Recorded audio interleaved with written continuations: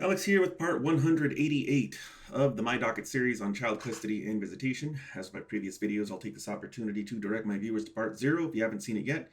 That's the video that contains the detailed disclaimers and the underlying purpose of the series. Two things that I will glaze over are, number one, I'm not in the middle of this right now. My case is completely and totally over. It's closed. It cannot be reopened, and that's because my ex's parental rights have been terminated. Number two, the nutshell version as to the purpose of the series is to give my viewers one big example of my 8-year-long high-conflict child custody ordeal from beginning to end in chronological order.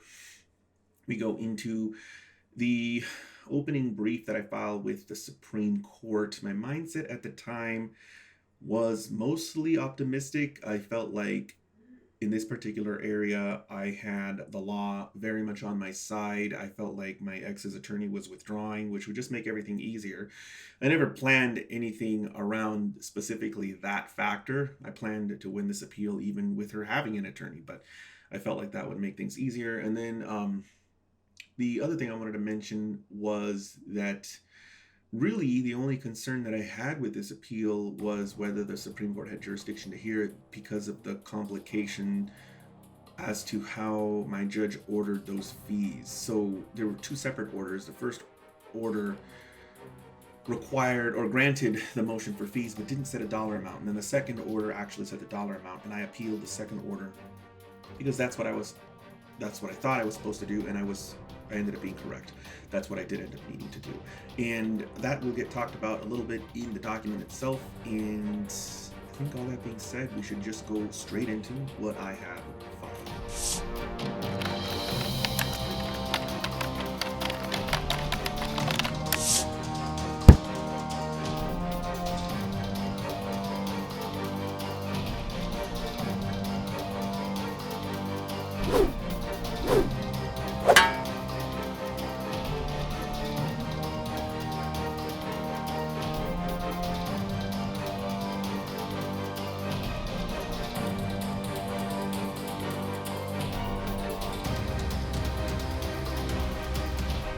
Here we have the appellant's opening brief.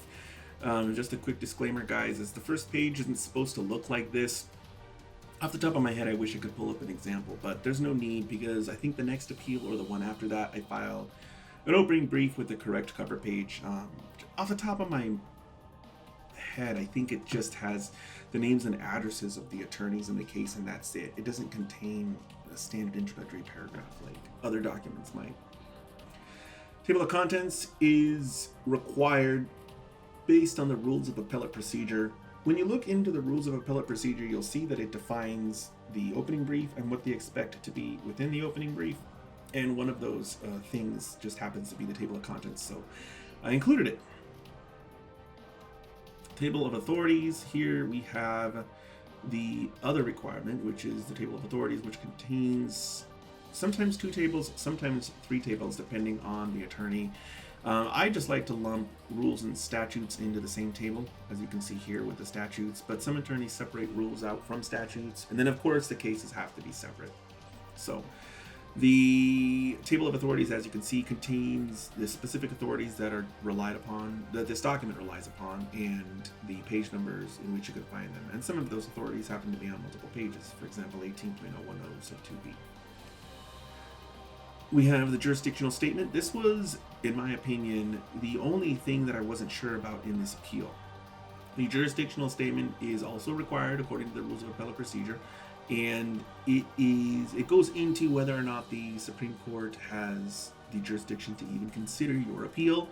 This goes through a number of different things that are related to jurisdiction. Let's just go through it from top to bottom. So the first thing that I mentioned is the district court entered an order denying motion for supplementary proceeding and granting attorney fees on January 26th, but that order was interlocutory. What that means is it did not dispose of each and every single issue with regards to attorney fees. It was ultimately disposed of in its entirety, but that came later when the court entered its order following June 29, 2015 hearing. So you can see there was a 6-month delay between the two different orders.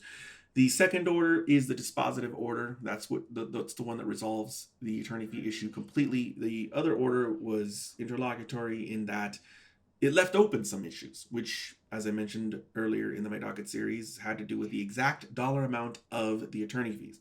The first order granted the attorney fees, but didn't actually set a dollar amount. It just said fees are granted.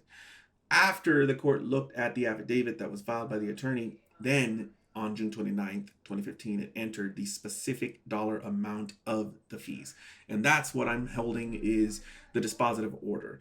You can see here when I cite I think it's Yonker Construction Incorporated versus Holme, that there is another case where a very similar thing occurred, where the district court didn't award the attorney fees and costs at the time, and instead just directed the applicant to file the affidavit of attorney fees and a verified memorandum of costs. So I'm trying to say you should apply that same logic that you applied in Yonker to my case. And the citation to Lee versus GNLV Corp is more of a generic one that discusses whether a decision is final in the general sense. So Yonker is more analogous to what happened in my case, and Lee versus GNLV Corp is more of just the general sort of statement that it has to be dispositive in determining, it has to be dispositive or they won't consider whether it can be appealed. Next, we have the fact that no tolling motions were filed. If you want to learn about tolling motions, I think I have a video on the topic, and I think it's titled Tolling. If not, mention that down in the comments below, and I'll try and track it down. Some orders will push the date for filing an appeal back. For example, a motion for new trial. What it does is, once it's filed, then you actually end up having to wait until the court disposes of that other motion, that motion for new trial, at which point the 30-day time limit starts ticking from that specific order denying them, or I guess conceivably granting motion for new trial. No tolling motions were filed in my case, so you would just appeal right after the dispositive order. Next, I go into another issue on, what is this here? NREP 3A sub B8 and also Lee versus JNLV Corp. I must be citing something different this time, though. To avoid any confusion regarding this matter, we clarify that a final judgment is one that disposes of all the issues presented in the case and leaves nothing for future consideration of the court, except for post-judgment issues such as attorney fees and costs. Oh, okay, so I'm probably just using this to reinforce everything else that I'm saying, or to actually no. I'm using this to show how it falls under one of the categories of appealable orders. That's what I'm doing. And if my suspicions are correct, NREP 3A sub B is the one that contains a multitude of different types of orders that are appealable. Subsection 8, which is specific to what I'm using in my appeal, which is that it's a special order after judgment. That makes more sense. So the prior reference to Lee v. GNLV Corp goes over whether the order is even dispositive, whether it's even a final written order. Whereas the second citation goes into the specific category that the order fits into, which is a special order after judgment. And both of these are relevant in determining whether the Court of Appeals or Supreme Court has jurisdiction to consider the appeal. I'm sorry that it's so complicated, guys, but I knew that this was going to be the entire appeal at the time, and even now as I'm doing this video, this is where most of the work went. It was that technical. It was so technical and so confusing that this was what I considered was my weakness, the weak point. I was worried that maybe I shouldn't have waited to file an appeal. Maybe I should have filed an appeal from that way earlier order that just granted fees. And in fact, I got advice from an attorney to do just that. Luckily, I didn't do what that lawyer told me to do. I did my own research and I was like, it doesn't sound right. I'm pretty sure I'm supposed to wait, but pretty sure is not 100% sure. And so I had some anxiety that I was going to get this wrong and that I was going to lose this appeal. Luckily, that didn't happen. The Supreme Court or Court of Appeals in this situation rules in my favor, and they agree that the appealable order was the second order, was the one that set the dollar amount. Whether or not you're aggrieved is also relevant, and that's covered under 3A sub A. You have to be aggrieved or they won't consider the appeal. It does happen sometimes that the court makes a mistake, but that the mistake isn't harmful to you. And when that happens, you're not an aggrieved party. Lastly, I discuss the timelines and where original jurisdiction is. So Second Judicial District Court is the court of original jurisdiction, and the decision was entered November 13th, and the notice of appeal was filed timely on December 3rd. Statement of the issues, also required by the Rules of Appellate Procedure. Statement of the issues has to be in the opening brief. Whether there's two issues here. Number one, whether the request for attorney fees was premature, and number two, whether my motion was brought without reasonable basis. Statement of the case, also required under the Rules of Civil Procedure. It's just a brief statement of the case. For the most part, I'm addressing the fact that my ex owed a bunch of money for child support and dental surgery obligations. My ex went delinquent on her first payment for the judgment for arrearages. I sought to execute on the judgment as soon as that happened. My ex hired an attorney. They filed some oppositions and motions to strike. They blocked my efforts, and the court agreed with them halfway. For whatever reason, the court gave them attorney fees on one of those filings, which was the opposition to motion for debtors exam. But on the motion to strike the execution, the court, for whatever reason, said, no, you don't get fees on that. To me, it's an obvious example of the court just splitting it down the middle and saying, here you go, you can get fees on one, but not the other.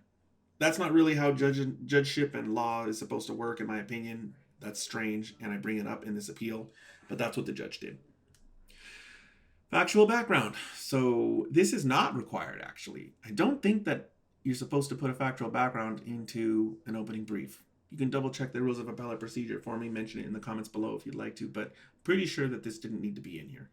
I just go through the procedural history for the most part, which is that we went to, a hearing on November 4th, and my ex was held to have owed a bunch of money. On December 8th, the court granted the motion in writing. On December 12th, I had the clerk issue the writ of execution. On December 22nd, my ex got an attorney. On December 31st, that attorney filed the opposition and the motion to strike. On January 12th, I filed my reply and my opposition to that motion. On January 26th, the court entered its order denying my motion for supplementary proceeding and granting my ex's request for attorney fees. I filed my reply to the opposition to motion to strike. On January 30th, the court expunged the writ of execution, but for reasons that have not been explained, the court denied my ex's request for attorney fees. On February 4th, in accordance with the district court's order granting attorney fees, my ex filed a memorandum of attorney fees and costs. On February 10th, I filed non-opposition to just the amount of attorney fees. February 10th, my ex requested submission. June 29th, the court held a hearing on relocation, and the judge realized that she didn't actually rule on that attorney fee request. So on November 13th, she entered that order after June 29 hearing, which contained the actual dollar amount of the attorney fee request. And then December 3rd, I filed a notice of appeal. Summary of argument. Here we go into another. This is also required by the rules of appellate procedure. And it's just a couple of paragraphs summarizing my arguments. The first paragraph discusses that I feel like it's an inefficient waste of time and also a waste of the client's money to file a request for attorney fees that relies on being a prevailing party when you're not yet the prevailing party. And by the way, on this argument, I don't get anywhere. But my second argument, which was that I didn't do anything that was unreasonable, I didn't do anything with the intent to harass my ex, that's the argument that I prevail on, and that's what I get a reversal on. Legal analysis.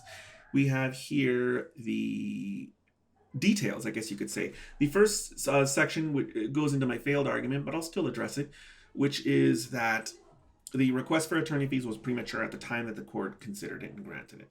So statutory interpretation and application is a question of law, which is subject to de novo review. This is one of the best things to lead off with. I'm basically saying that questions of statutory interpretation are questions of law, and questions of law I get de novo review. If you don't know what de novo review is, I'd say take a look at my video on the topic standard of review.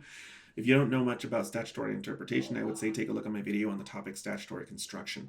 But appeals on questions of law are 100% the best compared to any other type of appeal, because when you get de novo review, you'll notice that the appellate court will apply their own logic and their own understanding of the law, and they will completely and totally disregard the lower court's logic and basis for its ruling. They will supplant the lower court's decision with their own. And this is good because that means you get a completely different analysis. You don't have to worry about them sort of giving the judge the benefit of the doubt, deferring to the judge's reasoning, anything like that. Nothing like that happens. They think to themselves, how should the law work? And if it is different than what the lower court said, then that is going to reverse if it's harmful anyway. Sometimes there's errors that are harmless. If you want to learn more about harmless error, take a look at the video on the topic harmless error. Anyway, next assertion here is that the district court granted my ex's attorney fee request pursuant to 18.010 sub 2b, and that under that law, you're only entitled to attorney fees without regard to the recovery sought when the court finds that the claim of the opposing party was brought or maintained without reasonable grounds or to harass the prevailing party. So I'm saying, hey, you got to be a prevailing party to even start off on this path.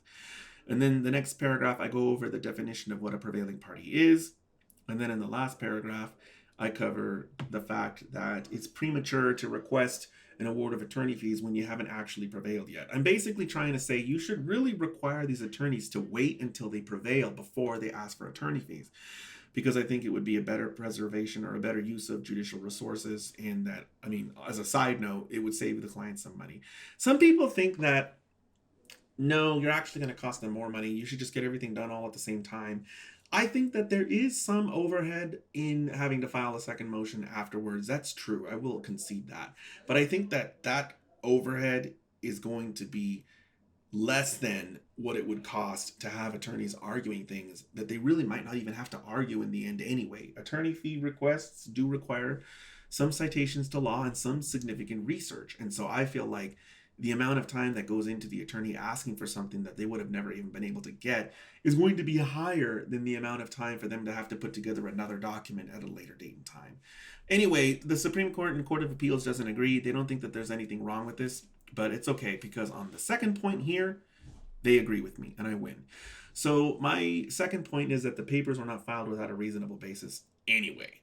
So awards for attorney fees are reviewed under an abuse of discretion standard, and then they go into Bergman v. Boyce. This is definitely a weaker standard for me to get review on, but it doesn't matter because there's another couple of cases where the American rule is mentioned, and I reinforce my position with those cases, and that's what I end up winning on anyway. One nice thing about Bergman v. Boyce is it goes into some intricate details on attorney fee awards specific to multiple different claims. So sometimes a judge will have 5 or 6 different claims, and they will say, oh, well, this one was unreasonable, so they'll sanction you. And the attorney will say, here's my cost, for filing everything. Well, it's like, hold on a second. According to Bergman v. Boyce, you don't get money for everything that you did. You just get money for the portion that I was unreasonable on. And so when there's like 5 or 6 different claims before the court, and only one of them was unreasonable, you're only supposed to get attorney fees for that one. I don't end up using this in this appeal. I end up just annihilating the entire attorney fee award. So I won't spend much more time talking about that. But I know I talk about these little details in the video, Defend Against Attorney Fees.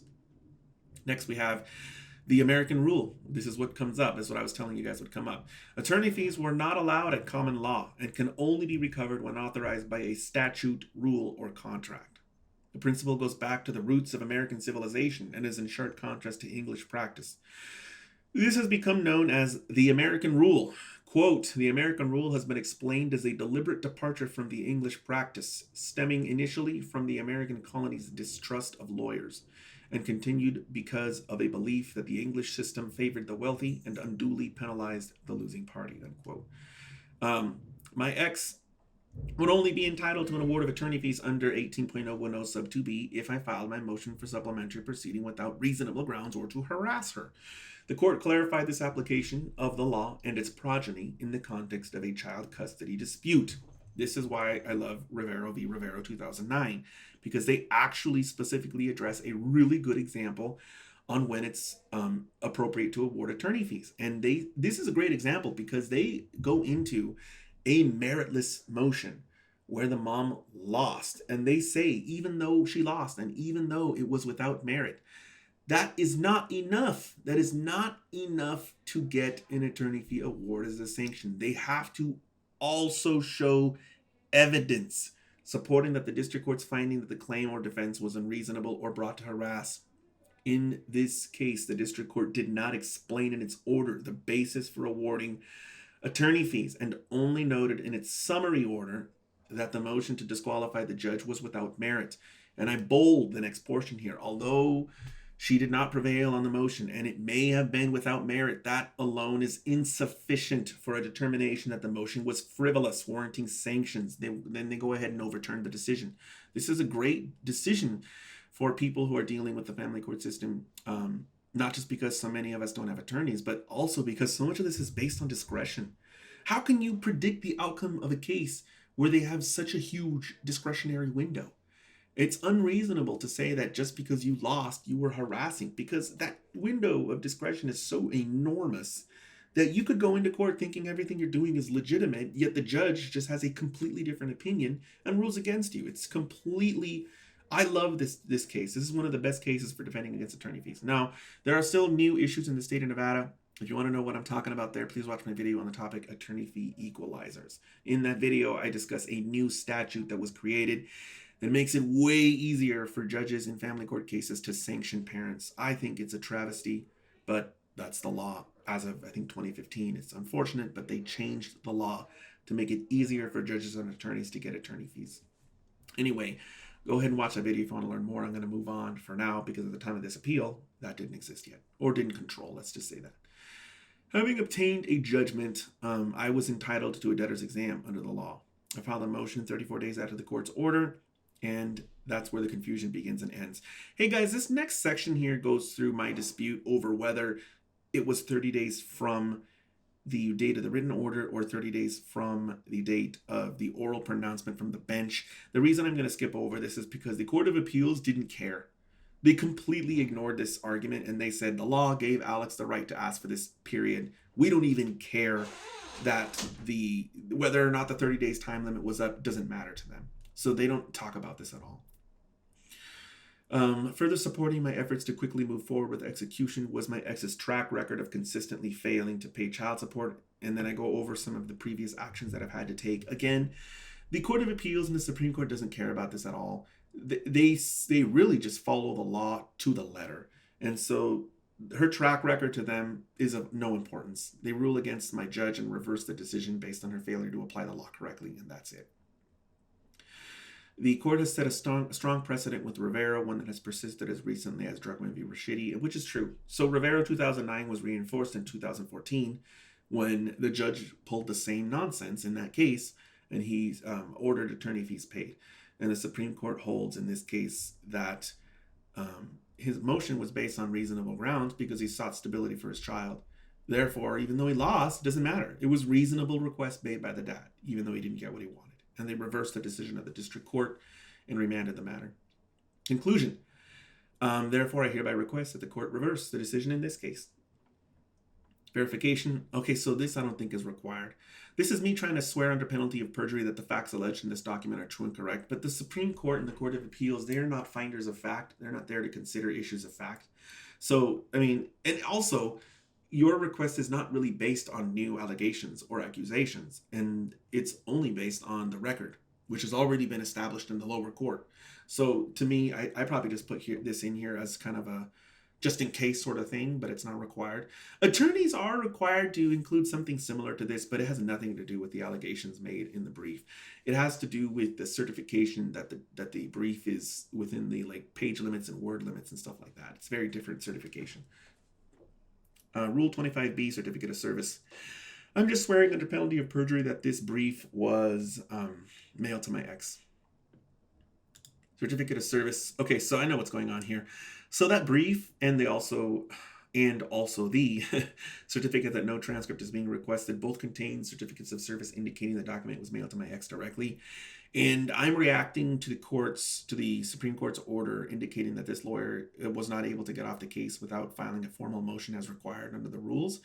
And so I'm kind of realizing, hey, I need to have this lawyer served because according to the Supreme Court, this lawyer is still on the case. And so I'm indicating that both the certificate and the opening brief were served upon this attorney. That's it. Motion to withdraw as counsel of record. So this is the motion by the attorney to get off of this specific appeal. He's already done this in the lower court, and now he's trying to do this in the Supreme Court. Guys, this motion is identical to the other motions to withdraw, so I'm not going to go through it. It's a clone of those other motions. As with my previous videos in the My Docket series, anytime I skip over a document, you can always go down in the description below, click on the link, download it for yourself, take a look. And if you see something in there that makes you think, hey, you missed this, you should have talked about it, something's not right here, something doesn't match up, just go ahead and mention it down in the comments below and I'll take a look. Certificate of Service. The lawyer says it's under Rule 5, but Rule 5 doesn't control in the Supreme Court. It should have been under Rule 25 of the Rules of Appellate Procedure, but it doesn't matter. They don't care. The point is that he's mailing this to both me and my ex. And then we have the index of exhibits, which again, this declaration we've already gone through. I'm not going to go over it again. my non-opposition to his motion. I'm stating here that I do not oppose his attempt to withdraw as the attorney of record. And so if you want to learn more about non-oppositions, take a look at my video on the topic non-oppositions. Here's my Rule 25B certificate of service indicating this document was mailed to my ex's attorney. Here we have a request for submission. This is indicating to me that this attorney really doesn't know what he's doing. They probably don't do appeals much, if at all. The request for submission is not a document that is required in the Supreme Court. It just looks weird. It stands out as weird. Why did he file it? If you want to learn more about why, watch my video on the topic request for submission. This is a document that is only required in certain jurisdictions. In fact, I would say probably only 2 or 3 jurisdictions require it. And the Supreme Court is not one of them. Affirmation under 239B indicating this document doesn't contain a social security number. And we have the certificate of service indicating this document was mailed to both me and my ex. Order granting motion to withdraw entered by Justice Parraguirre. Justice Parraguirre is simply approving the attorney's request to withdraw, and effective immediately, this attorney is no longer considered the attorney of record for my ex in the Supreme Court. He also orders my ex to respond within 15 days with her new attorney's name and or inform this court in writing that she does not intend to get a new attorney and that she's going to represent herself. Here I go filing a supplement to the docketing statement. What happened here was there were some documents that I was supposed to staple to the back of the docketing statement, and I just didn't have them at the time, so I had to get those documents. So I went ahead and filed a supplement to the docketing statement after the fact with those documents that were required. Those documents, well, first we have the Rule 25B certificate of service indicating I mailed this to my ex. And here we have the actual first of several documents that I went ahead and attached to the back of this. As you can see, it's just filings in the lower court case. It's just filings. I'm not going to go over them again. I've already gone over them in my docket series. There's nothing new here, and that's my same policy that I apply with that previous filing in this video. I don't go over the same documents over and over again in my docket series. You can find this down in the description below. Click on the link, download it for yourself, take a look at the supplement, and if there's something in there that you think, I should have addressed, just let me know. Order. This is Justice Parraguirre recognizing that my ex had failed to comply with the Supreme Court order. She had not filed a notice of appearance from the attorney. She has not filed a notice indicating she wanted to represent herself. And so for failing to comply with the Supreme Court's order, they have indicated that they will proceed without her input on this briefing schedule. So she's not going to get to file an answering brief. Order directing transmission of the record. So Justice Parraguirre has reviewed my opening brief, and he has decided that the documents on file indicate that a complete review of the entire record is warranted. So he is sending the clerk of the lower court an order to transmit to the clerk of the Supreme Court within 30 days the complete trial record. So what do they call it? The certified copy of the trial court record in my child custody case. He wants the record to contain each and every paper, pleading, and other document filed or submitted for filing, as well as any previously prepared transcripts of the proceedings. Here we have the notice of transfer to Court of Appeals. This is a pretty standard transfer. There is a rule, Rule 17 of the Rules of Appellate Procedure, that discusses what types of cases get routed to the Court of Appeals and which types of cases are held on to by the Supreme Court of Nevada.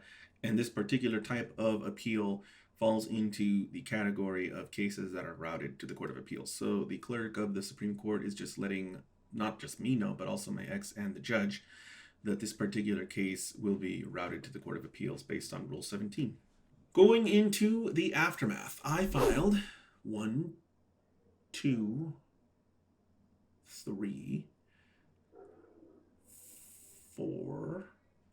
It looks like 4. Looks like 4 documents. They were all free filings, so I incurred $0 in costs. My ex's attorney filed 1, 2.